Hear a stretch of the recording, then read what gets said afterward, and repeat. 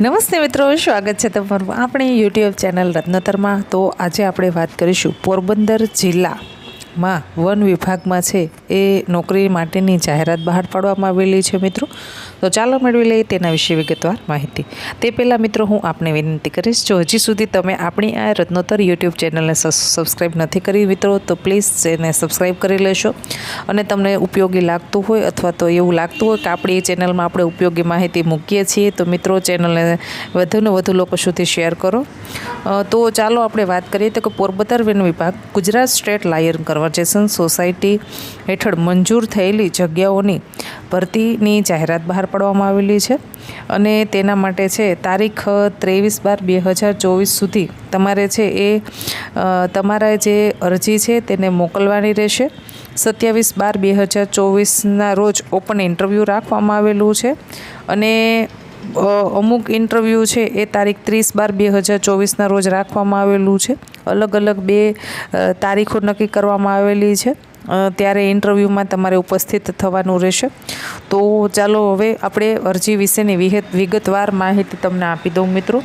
તો પ્રથમ જગ્યાની વાત કરીએ તો લાઇવ સ્ટોક ઇન્સ્પેક્ટર જગ્યાની સંખ્યા છે 1 અને 11 માસના કરાર આધારિત લાઇવ સ્ટોક ઇન્સ્પેક્ટરની ભરતી કરાશે। મહિને તમને 22,000 મિત્રો પગાર ચૂકવવામાં આવશે। શૈક્ષણિક લાયકાતની વાત કરીએ તો જે લોકોએ ડિપ્લોમા ડિગ્રી કરેલી છે, diploma degree in animal husbandry અથવા તો એનિમલ સારવાર અંગેનો અનુભવ ધરાવે છે તે લોકો છે એ લાઇવ સ્ટોક ઇન્સ્પેક્ટરની પોસ્ટ પર એપ્લાય કરી શકે છે। માસિક તમને 22,000 રૂપિયા પગાર ચૂકવવામાં આવશે। ત્યારબાદ આપણે વાત કરીએ તો એનિમલ કીપર એક જગ્યા ખાલી છે, મહિને તમને 15,000 રૂપિયા ચૂકવવામાં આવશે। શૈક્ષણિક લાયકાતની વાત કરવામાં આવે તો ધોરણ 10 પાસ કર્યું હોય અથવા તો વન્ય પ્રાણી પકડવાનો અને છોડવાનો તેની સારવાર અંગેનો અનુભવ ધરાવતા હોય ધોરણ 10 પછી તો તમે છે એનિમલ કીપરની પોસ્ટ પર એપ્લાય કરી શકો છો। મિનિમમ ધોરણ 10 તો તમે ભણેલા જ હોવો જોઈએ અને પ્રાણીઓને પકડવાનો છોડવાનો તેની સારવારનું તમારા પાસે નોલેજ છે તો તમે નોકરી કરી શકો છો, તમને નોકરી મળવા પાત્ર રહેશે। ત્યારબાદ આપણે ત્રીજી પોસ્ટની વાત કરીએ તો સર્વે આસિસ્ટન્ટ 11 માસના કરાર આધારિત ભરતી છે। જગ્યાની સંખ્યા છે 1 ખાલી, મહિને 15,000 રૂપિયા તમને પગાર ચૂકવવામાં આવશે। ડિપ્લોમા ઇન સિવિલ સર્વેયરનો કોર્સ કરેલો હોય, ITI અથવા તો ઓટો કાર્ડની કામગીરીને લગતી જો તમારા પાસે નોલેજ છે, ફિલ્ડની કામગીરી તમે કરી શકો છો તો તમે ગુજરાતી અને ઇંગ્લિશ ટાઈપિંગ કરી શકો છો તો સર્વે આસિસ્ટન્ટની પોસ્ટ પર તમે એપ્લાય કરી શકો છો।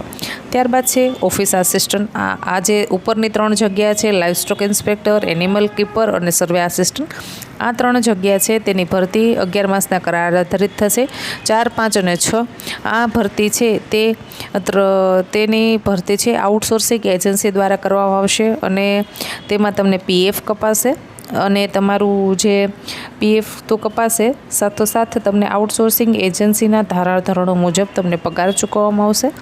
હવે એમાં ઓફિસ આસિસ્ટન્ટ જગ્યાની સંખ્યા છે 1, માન્ય યુનિવર્સિટીમાંથી તમે ડિગ્રી પાસ કરેલું હોવું જોઈએ, તમારી પાસે CCC અથવા તો PGDCA કર્યું હોય અથવા તો DCS ને કોમ્પ્યુટરનું નોલેજ હોવું જરૂરી છે।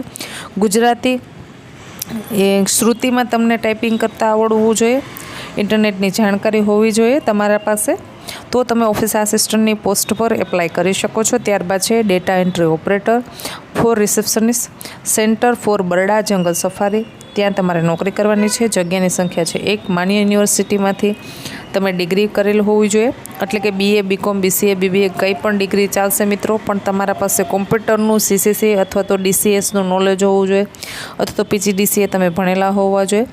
તમને ઇંગ્લિશ અને ગુજરાતી શ્રુતિ ફોન્ટમાં ગુજરાતી ટાઈપિંગ શ્રુતિ ફોન્ટમાં ફાવવું જરૂરી છે, ઇન્ટરનેટનું નોલેજ હોવું જોઈએ અને ઇંગ્લિશ પણ તમને ટાઈપિંગ કરતાં આવડવું જોઈએ મિત્રો।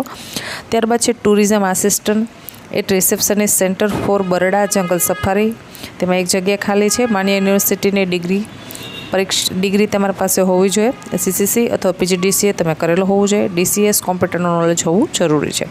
એટલે તમે મીન્સ કે તમે BA BCom BCA BBA કંઈ પણ કર્યું હોય, તમે ડિગ્રી તમારા પાસે હોય માસ્ટર અથવા અંડર ગ્રેજ્યુએટ તો તમે આના માટે એપ્લાય કરી શકો છો અને તમારે છે એ એક QR કોડ અહીંયા આપેલો છે તેના પર સ્કેન કરી અને તમે છે એ લિંક ફિલઅપ કરવાની છે. તમારે એમાં આખું ફોર્મ આવશે, ફોર્મની પ્રિન્ટ કાઢવાની, પછી તમારે આખું ફોર્મ ભરવાનું, પછી તમારા બધા જ ડોક્યુમેન્ટ્સ તમારે જોડવાના અને પછી તમારે છે અરજી મોકલવાની છે. તો અરજી મોકલવાનું એડ્રેસ નોંધી લેશો. નાયબ વન સંરક્ષક શ્રીની કચેરી, પોરબંદર, વન વિભાગ, ફોરેસ્ટ કોલોની, ચોપાટી મેદાન સામે, રામ મંદિર સામે, પોરબંદર. પિનકોડ નંબર નોંધી લેશો 360575. હવે જે તમે અરજી કરો છો ત્યારે તમારી ઉંમર 18 વર્ષથી ઓછી નહીં અને 40 વર્ષથી વધારે ન હોવી જોઈએ. પોરબંદર વન વિભાગ દ્વારા જાહેરાત આપવામાં આવેલી છે, જેમાં 1 થી 3 કોલમ સુધીના ઉમેદવારો છે તેનો ઇન્ટરવ્યૂ 23/12/2024ના રોજ લેવામાં આવશે અને 4 અને 6 જે કોલમ છે તેનો ઇન્ટરવ્યૂ તારીખ 30/12/2024ના રોજ લેવામાં આવશે. અને જે તમને જણાવી દીધું છે કે ચોથી, પાંચમી અને છઠ્ઠી તે કેડરની ભરતી છે આઉટસોર્સિંગ એજન્સી દ્વારા કરવામાં આવશે. એટલે એજન્સીના નિયમ અનુસાર તમને પગાર ધોરણ છે એ ચૂકવવામાં આવશે. લિંક તમને નીચે ડિસ્ક્રિપ્શનમાં હું નાખી દઈશ આની, તેના પરથી તમે છે એ ફોર્મ લઈ શકો છો, અથવા તો આમાં સ્કેનર આપેલું છે તેમાંથી તમે સ્કેન કરીને પણ તમારું ફોર્મ ભરી શકો છો. આશા રાખું છું મિત્રો તમને આ માહિતી પસંદ આવી હશે. જો આપણી આ માહિતી પસંદ આવતી હોય તો આજે જ આપણી ચેનલને સબસ્ક્રાઈબ કરો અને તમારા મિત્રોને વધુને આપણી યુટ્યુબ ચેનલમાં તમે જોડો, જેથી કરી અને આવી ઉપયોગી માહિતી છે તે તેમને કામ લાગે અને કોઈકને નોકરીની તક આપણે પૂરી પાડી શકે. એક મદદનું કામ છે મિત્રો. સેવાના ભાવથી આપણે આ બધા વિડીયો અપલોડ કરીએ છીએ. તો આશા રાખું છું તમને માહિતી પસંદ આવતી હશે. જો માહિતી પસંદ આવતી હોય તો ચેનલને એક વખત લાઈક કરી દેજો મિત્રો. ધન્યવાદ.